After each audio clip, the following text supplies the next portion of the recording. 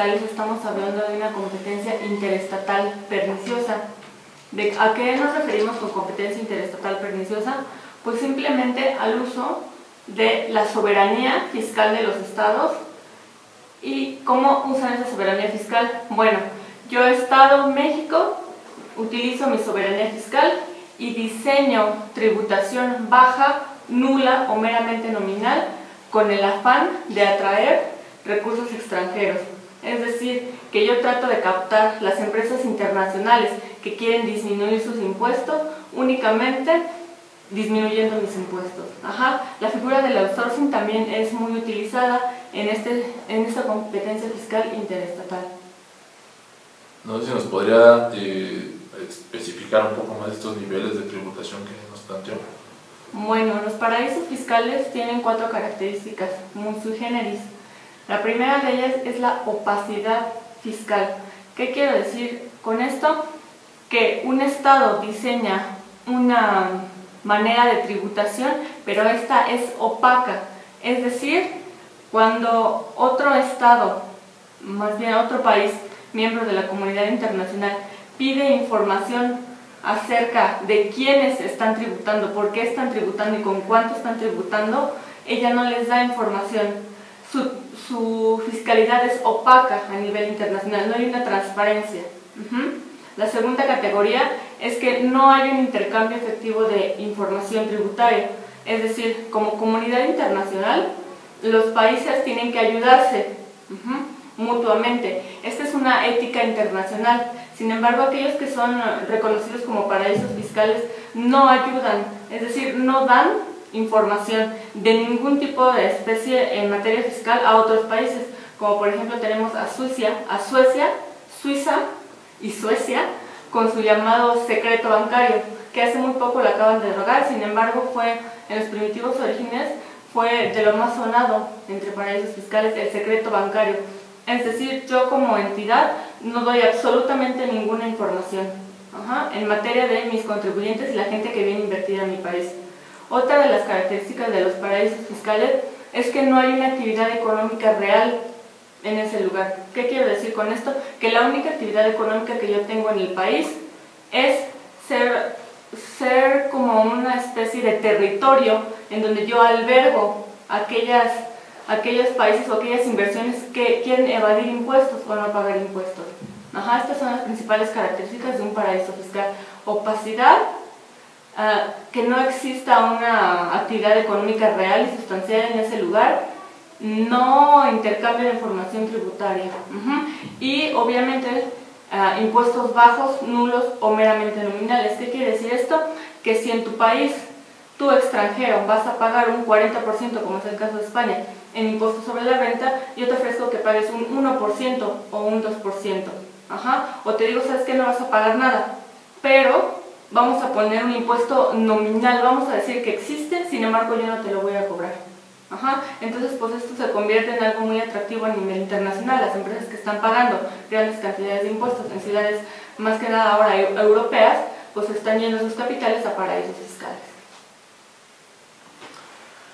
Cuando hablamos de que se invierte en estos paraísos fiscales, ¿cómo es ese tipo de inversión o cómo yo me hago beneficiario de esa tasa impositiva? Es decir, yo tengo aquí una empresa en México, me dedico a vender y a comercializar X productos y a mí a lo mejor Belice me invita a invertir en su país. ¿Cómo puedo yo invertir ahí para hacerme acreedor a ese beneficio fiscal?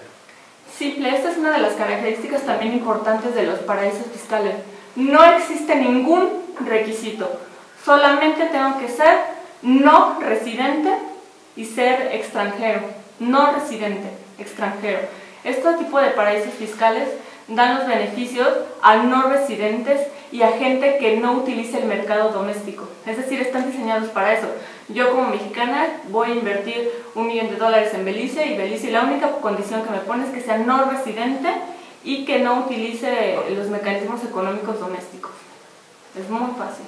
De acuerdo, es como si yo a lo mejor llevara mi dinero y lo invirtiera en el banco y entonces de esa manera... también el banco, de hecho, en muchos países ni siquiera tengo que dar mi nombre. Yo quiero abrir una cuenta y te voy a entregar mi dinero. En el momento que ese dinero ingresa a esa banca, denominada dentro de los paraísos en término anglosajón offshore, en ese momento queda blindado. ¿Por qué? Porque no hay un intercambio de información tributaria con otros países. Es decir, si México dice, oye, te llevaste 5 millones de dólares a Belice, voy a pedir informes para cobrarte los impuestos que no me pagaste acá, Belice dice, no te voy a entregar absolutamente ningún informe, ni siquiera el nombre de las personas que están en la banca. Ok, hablabas de un punto importante que tenemos nosotros aquí en México también para poder definir los impuestos a los que son acreedores ciertas empresas. Hablabas de la residencia. ¿Nos puedes hablar un poquito más de qué significa la residencia? Bueno, en términos generales, no podemos hablar de una definición de residencia hablando en materia de fiscalidad internacional, porque cada jurisdicción tiene su propia definición. Sin embargo, los criterios de la OCDE, que es la Organización para la Cooperación y el Desarrollo Económico, ha desarrollado ciertas técnicas para que nosotros podamos decir dónde es residente. Es decir, si puede suscitarse el problema de que yo obtenga rentas o dinero en México, en Colombia, en Estados Unidos, en Panamá, Francia, Italia, entonces yo trabaje en todos esos lugares, o es más, viva cierta cantidad de días en varios países. Esto se da mucho con los artistas o los deportistas. Entonces surge la problemática de que yo puedo tener varias residencias. Si México me dice, tú tienes una casa-habitación, para mí es residente, pero yo no solo tengo casa-habitación en México, tengo también en Colombia, en Francia y en España. Y España me dice, si tú te pasas más de 183 días acá, te considero residente, y yo me paso 2 meses allá. Entonces hay la problemática de que al mismo tiempo yo tengo muchas residencias.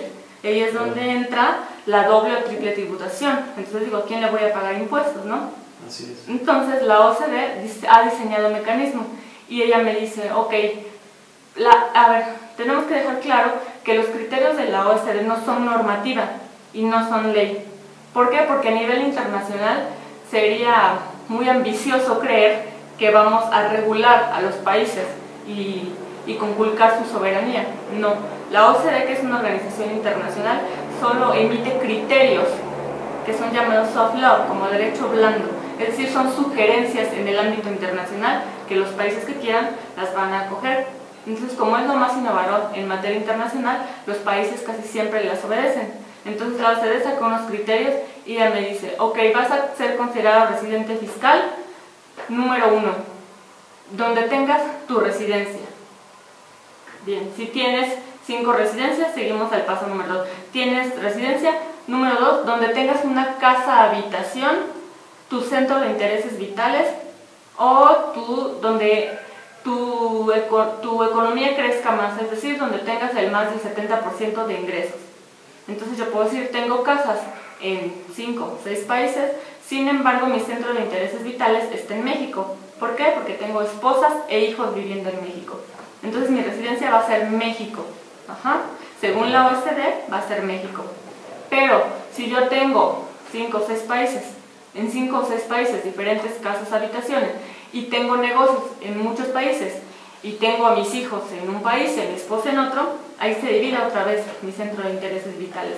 Entonces la OCDE dice, bueno, seguimos al siguiente criterio, donde hayas permanecido más de 6 meses, pero resulta que yo permanezco 1 mes en cada país, también se elimina. Entonces dice, bueno, donde tengas tu nacionalidad, pero ya vemos que ahora existe la doble o triple nacionalidad, y puede llegar a ser problema que yo tengo casas, yo tengo negocios, tengo 6 nacionalidades, ¿qué hago?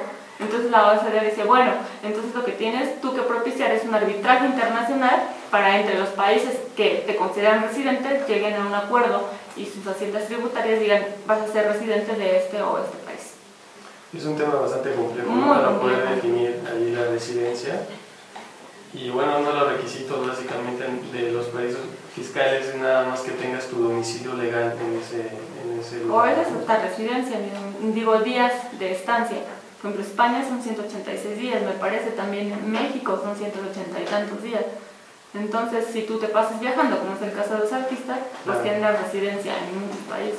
Sí, ahí es más complejo poder determinar en qué país vas a pagar tus impuestos, ¿no? Exactamente. Es algo complejo. ¿Qué opinión te merece el hecho de este problema de paraísos fiscales para México como tal? Pues creo que más un problema, a veces lo vemos como una oportunidad de evadir impuestos. Comentaba yo con algunas personas que México es miembro importante de la OECD y para la OECD materialmente, formalmente, no existen ya paraísos fiscales. ¿Por qué? Porque de los 4 criterios que les acabo de decir, la OECD solamente dejó como condición para que dejaran de ser paraísos fiscales la firma de 12 acuerdos de intercambio de información tributaria. Entonces, ¿qué hicieron todos los países? Para desaparecer de la lista negra de paraísos fiscales, pues fue firmar un acuerdo. Entonces, para la OECD ahorita está en 0 la lista de paraísos fiscales, siendo que materialmente México ocupa el 2º lugar en América Latina en inversiones en paraísos fiscales. Entonces creo que más bien es una cuestión política, creo que nunca van a desaparecer los paraísos fiscales y creo que gente de México los utiliza muy bien. No representa, creo yo, ningún problema, más bien es una oportunidad de escaparse de la hacienda pública. Sí, exactamente. En materia hacendaria, entonces sí ya estaríamos hablando de un problema, ¿no? Porque se está dando lo que en materia hacendaria, la evasión y la ilusión de impuestos, porque el capital ya no está pagando impuestos en México, sino se está yendo a otros estados y básicamente ahí no hay pago de impuestos por los beneficios que se le conceden. Sí, así es. Para la hacienda puede generar un problema, sin embargo, creo que todo es una estrategia, ¿no? Al final el mismo gobierno es el que permite la existencia de paraísos fiscales y la fuga de los capitales, los grandes capitales, porque estamos hablando de grandes capitales, no del pequeño comerciante que jamás va a llevar su dinero a las Islas Caimán, ¿no? Sí, exactamente, ¿no? Hablábamos, bueno, hace algunos años, si no mal recuerdo, de capitales de Raúl Salinas de Gortari en Suiza. Entonces realmente es un tema interesante porque se presta también a creer o a especular que en ese tipo de paraísos fiscales pues hay capitales de políticos, hay capitales a lo mejor de narcotraficantes, de lavadores de dinero. Claro. Y entonces es un tema bastante interesante, yo creo que también complejo en materia internacional en cuanto a legislación. Tú comentabas ahorita que solamente la OCDE emite pues normatividades, no es una legislación como tal, y eso lo hace más complejo todavía, porque es más fácil salirse de esa estructura porque no hay como tal una legislación, sino solamente una opinión al respecto. Exactamente. Exactamente, nadie ni nada coerciona a los estados a obedecer esas leyes y mucho menos a los particulares. Entonces solamente creo que es una cuestión de política internacional y armonía internacional, que los estados que quieren la acatan y los que no.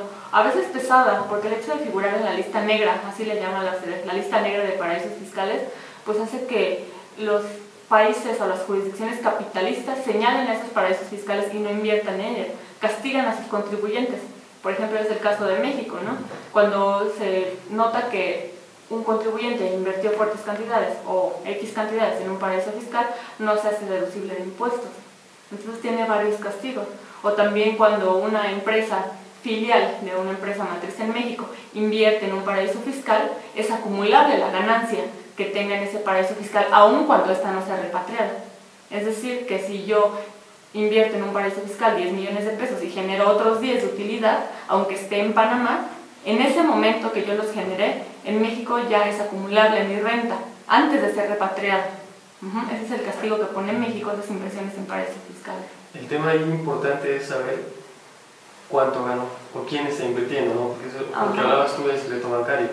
Sí. Existiendo el secreto bancario, que en México realmente no existe. No. Pero en este tipo de entidades, en este tipo de territorios estados, llamados paraísos fiscales, sí se da.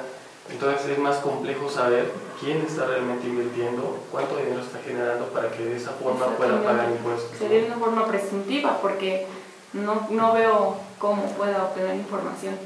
Así es, ese es el problema. Un poco se está abriendo un poco ya con el llamado due diligence, ¿no? Me parece que los bancos están accediendo un poco a poder otorgar cierta información, pero todavía es muy hermético, ¿no? Es demasiado cerrado todavía. Totalmente, y complejo, ¿no?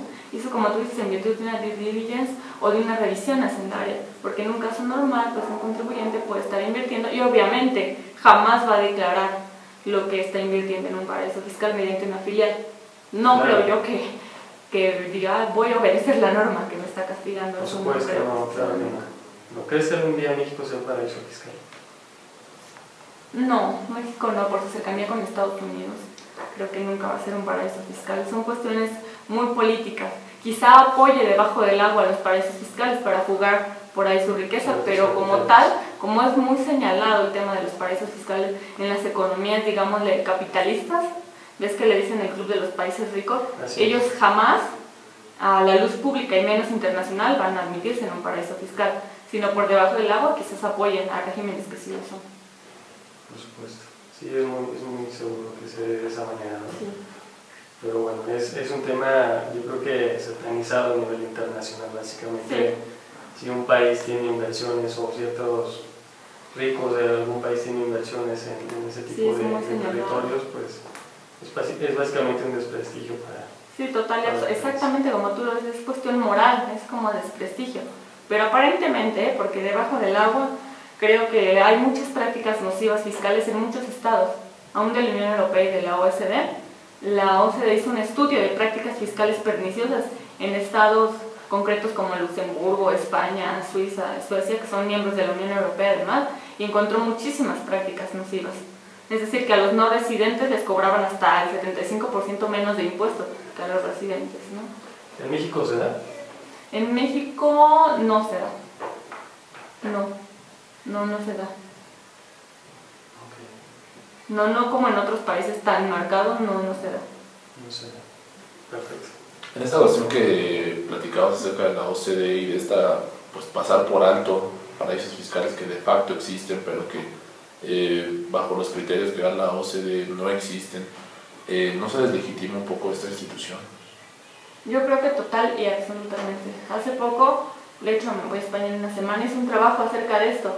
Se intitulaba La lista de paraísos fiscales negras de la OECD, formalmente en cero, pero materialmente en agua. Yo creo que se desprestigia total y absolutamente, porque ahorita si tú entras a la página de la OECD hay cero paraísos fiscales. ¿Y qué estamos viendo en la práctica? Todo Centroamérica, todas las pequeñas islas, dependientes de países británicos, dependientes de España, el País Vasco, Gibraltar.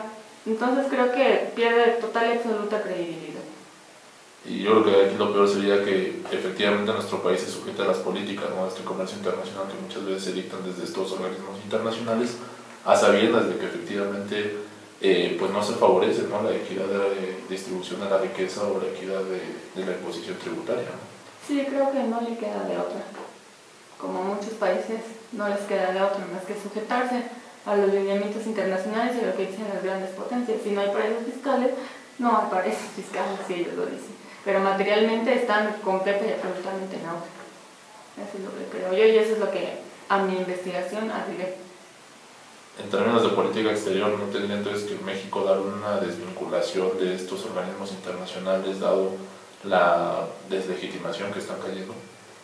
Bueno, están cayendo en deslegitimación interna por estudiosos como yo. Sin embargo, en materia internacional pues son los órganos fuertes. No hay órgano más fuerte que la OCDE en este momento, ¿no? Y lo hace muy curioso y muy inteligentemente porque la OCDE dentro de sus organismos tiene un organismo especializado en vigilancia de paraísos fiscales y en estudio de que no haya prácticas perniciosas en sus países.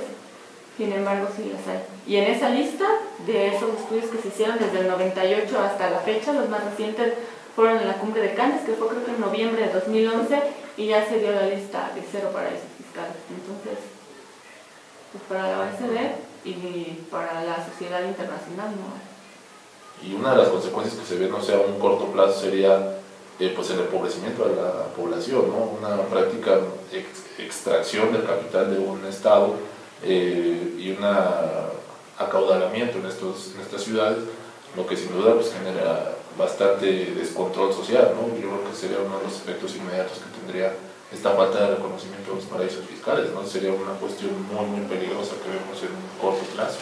Exactamente, ¿por qué? Porque los que terminamos pagando impuestos pues son las pequeñas y medianas empresas que no tienen la capacidad ni grandes fortunas para invertirle en estos paraísos fiscales.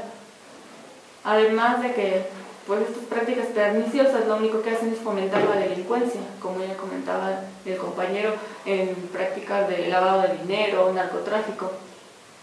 El narcotráfico gana dinero y lo guarda en un paraíso fiscal, que nunca le va a pedir ni cuentas, ni nombres, ni mucho menos auditorías, ¿no?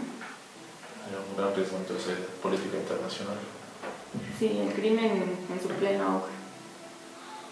Así es. De acuerdo, cuéntanos un poco de la investigación que estás haciendo en este sentido. Pues mira, es un tema muy nuevo, muy poco tocado en América Latina. En México, cero tocado. Toda la bibliografía que encontré fue europea, más que nada española. Y trato el tema desde un tema fácil como denominación de paraísos fiscales, características de paraísos fiscales, regímenes fiscales perniciosos, y voy ahondando un poquito más en los estudios de la OCDE, que te digo que empezaron en el 98 y hasta la fecha. Explico cómo la OCDE en sus primitivos orígenes empieza con una lista como de 50 paraísos fiscales. Entonces les va diciendo, ok, en mi lista negra están 50 paraísos fiscales.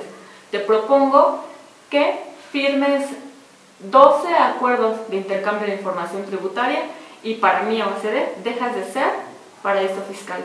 Entonces esto fue muy atractivo a las legislaciones, porque dijeron, bueno, si yo firmo 12, ojo, no 12 convenios para impedir la doble imposición, no, que esos serían lo ideal, ese es el mecanismo. Los convenios para evitar la doble tributación internacional, está prohibido que un país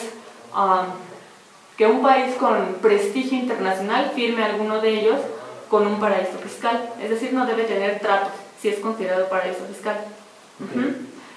En virtud de las cláusulas de un convenio de intercambio de información tributaria, es que un país poco a poco deja de ser paraíso fiscal. ¿Por qué? Porque se van repartiendo las rentas. Es decir, yo como paraíso fiscal, si accedo a firmar un convenio de doble intercambio de información, yo accedo a coaccionar a mi contribuyente a que te pague a ti impuestos en virtud de esa cooperación, de ese convenio de intercambio de información. Lo que es muy diferente a firmar un convenio de compromiso a intercambio de información. Ahí solo me comprometo a decirte quién vino, cuánto dinero trajo y cuánto le estoy yo cobrando por impuestos. Entonces la OCDE dijo, ok, no me firmes ningún convenio de intercambio de información, fírmame ningún CDI, ningún convenio para evitar la doble imposición, fírmame de intercambio de información, no te pido que los obligues a tributar, solo te pido que me des informes de ello, para que yo en casa los obligue a tributar. Entonces les pareció muy atractivo y todo el mundo empezó a firmar ese tipo de convenios de intercambio de información. Es así como de la lista desaparecieron todos, pero materialmente pues sigue siendo lo mismo. Entonces arribo a la conclusión de que paraísos fiscales hay y siempre habrá. Y sigue habiendo, ¿no? O sea, en realidad solamente en el papel desaparecieron, pero materialmente y prácticamente siguen existiendo. Sí, ¿por qué? Porque el único requisito que les puso la OCDE no les dijo, quiero que tengas una economía limpia, quiero que haya una actividad sustancial, no les dijo eso, solo les dijo, dime quién fue a invertir en tu país, o quién guardó dinero en tu país, y yo te saco de mi lista negra. Entonces todo el mundo accedió a firmar eso. Perfecto, pues estamos viendo un intento por lo menos de saber quién está invirtiendo, ¿no? Pero en realidad pues se queda, yo creo que ahí es solamente pues un pequeño escalón en lo que realmente se necesitaría poder empezar a saber, ¿no? Pues hasta cierto punto me parece un poco lógico. No se puede obligar a una nación a que cambie sus modelos fiscales, es atentar contra su soberanía. Si ella no quiere cobrar impuestos, pues que no cobre impuestos. Entonces, pues el único mecanismo que nos queda es pedirle su cooperación para que me diga quién no quiere pagar impuestos, para que yo se los cobre acá. De alguna forma sería para mí imposible acabar con los paraísos fiscales porque no se puede atentar contra la soberanía de un Estado. Ahora bien, no solo hay este lado monstruoso de los paraísos fiscales en los que nadie paga dinero, sino que también está el otro lado de los países europeos que están pagando, como por ejemplo España, un 61% de impuestos, Alemania que paga casi el 80% de impuestos. También son situaciones un poco exorbitantes, que dices, bueno, por eso la gente busca un paraíso fiscal. Sí, así es, creo que ahí es donde entra el tema y se vuelve todavía más importante, ¿no? Porque por decir, en un país que es paraíso fiscal no pagas impuestos o la tasa impositiva es muy baja, sin embargo te vas a países europeos como los que tú mencionas y de repente los impuestos son elevadísimos, entonces creo que también entra un tema bastante de moral, ¿no? Porque ok, si yo atraigo, yo paraíso fiscal, atraigo muchas inversiones, porque aquí no voy a retener ningún tipo de impuesto, y en otros países sí se está haciendo, ¿no? Entonces creo que ahí es una gran desventaja para los países que tienen tasas impositivas, sobre todo altas. Digo, y en México pues no estamos a esos niveles, pero en realidad es una tasa también un poco alta, ¿no? Estamos hablando del... Bueno, hablando de los servicios que recibimos sí, a cambio. por supuesto, también eso es importante, ¿no? Se deja, en el caso de estos capitales que se van a lugares donde no pagan impuestos, pues se deja de percibir ese ingreso, se deja de percibir esa tasa impositiva, y entonces repercute obviamente en los servicios que se prestan a la nación como tal. Exactamente. En países europeos quizá pueda valer la pena que yo pague el 60% de impuestos si tengo un seguro de desempleo que me da 1.000 euros al mes y no estoy trabajando. Entonces quizá a lo mejor sería un poco compensado con un transporte público digno, limpio, con las calles limpias, en donde lavan las calles con jabón y agua todos los días. Entonces quizás se vea un poco compensado, en donde la salud, no hay médicos que cobren, como acá les llamamos particulares, sino lo único que hay es seguridad social, y todo el mundo, desde el presidente hasta el niño que va a la escuela, va a la seguridad social, porque no existe un médico particular, es muy raro que haya. Entonces creo que se ve un poco compensado, solo que aquí en México pues pagamos casi lo mismo y tú sabes. Y no saben los beneficios. No saben los beneficios. Totalmente. Desde tu óptica, ¿cuál sería la situación fiscal en México dada este contraste con Europa? Digo, no es muy favorable para nosotros, pero ¿qué es lo que tendríamos que hacer nosotros en casa, vamos? ¿Qué tendríamos que hacer en casa? Antes que nada, creo que formar una conciencia de que pagar impuestos no es el infierno, de que pagar impuestos es una cuestión social y de conciencia. Sin embargo, como vemos del gobierno y las inversiones que hace el mismo en la educación o en los servicios públicos, a veces no nos dan ganas de pagar impuestos. Sin embargo, a lo mejor, si el gobierno empezara con una conciencia social, de decir, ok, pueblo vea que voy a invertir X cantidades de educación, en limpieza, en servicio público, ahora les pido que paguemos impuestos, pero que primero el gobierno sea el que levante la mano y diga, yo voy a empezar por generar esta conciencia, por darles a ustedes, y después voy a pedir y recibir. Quizás de esa forma dejemos de satanizar un poco a los impuestos, porque el mexicano, y creo que en general toda América Latina, ve a los impuestos como una maldición, ¿no? No como una forma de cooperar, como dice la Constitución, sino como una maldición. Contrario censo a la gente europea, o al gobierno, o al menos a los académicos, a los intelectuales, ve a los impuestos como una obligación moral y ética.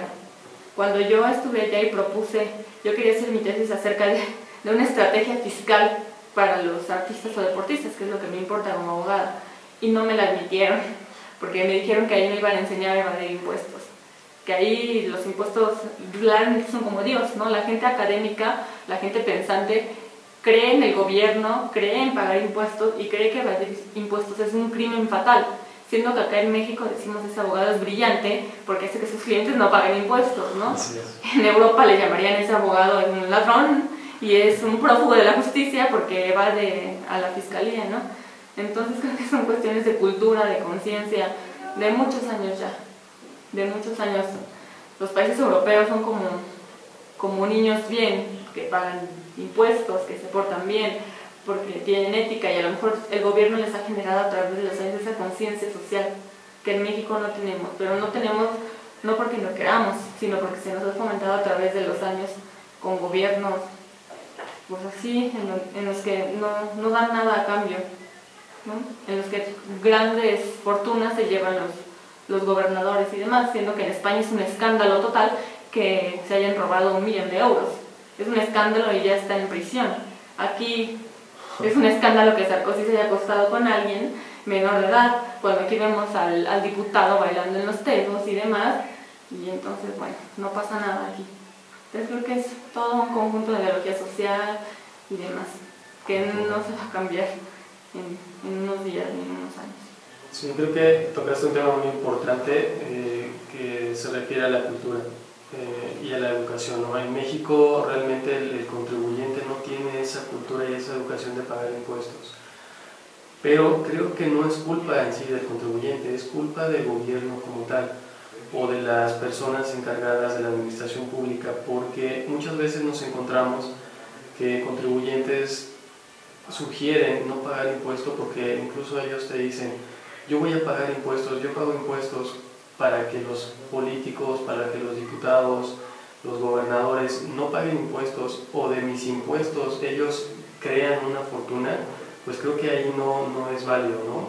Es la diferencia. A lo mejor tú mencionabas ahorita un poco de la cultura en Europa, que la conciencia pues es de pagar impuestos porque se vuelven beneficios en cuanto a servicios. En México a lo mejor todo se queda en buena fe, en buenas ideas, pero al final pues no se repercute en beneficios a la sociedad, ¿no? Y entonces ahí es cuando el contribuyente como tal pues evade un poco el impuesto, o lo evade totalmente y decide no pagarlos, ¿no? O muchas veces pues los reclutas de siempre pues son la pequeña y la mediana empresa, los que pagan siempre, a los que se les va la mayor carga impositiva, y grandes corporativos o grandes empresas que se acogen a programas como lo hizo Televisa apenas, que le condonaron, si no mal recuerdo, 3.000 millones de pesos. Cuando un contribuyente pequeño que deja de pagar a lo mejor en un mes, en 2 meses el IVA o el ISR, pues tiene revisiones de gabinete o tiene ya problemas en materia fiscal, ¿no? Entonces creo que ahí la equidad no se está dando en países como México, y entonces ahí es donde se busca a lo mejor evadir los impuestos y nacen lo que tú dices, los superabogados, los supercontadores, que son especialistas en estos temas, ¿no? Exactamente. Y aquí quien ganó con esa condonación, los que alargaron sus juicios 10 años. Así es, exactamente. Exactamente, como que pues dejas de pagar impuestos, es como si hoy dejáramos de pagar impuestos, y a sabiendas de que posiblemente el siguiente gobernante va a venir y nos va a otorgar ciertas condonaciones con un futuro programa, y entonces pues nos vamos a ser beneficiarios, ¿no? Y es lamentable porque 3.000 millones de pesos, pues cuántas escuelas no pudiésemos hacer, cuántos hospitales, cuántas carreteras en mejores condiciones. Creo que ahí es donde pasa el problema, ¿no? Hablando de cultura y educación, pero no solamente de los cautivos de siempre, sino también de los grandes corporativos. Exactamente. No, estoy partidaria de esa condonación porque condoné a muchos clientes. Sin embargo, ¿qué me está diciendo? Así creo que en 2007 hubo una condonación similar, un poco menor, porque ahora sí fue del 80%, condonaron todo.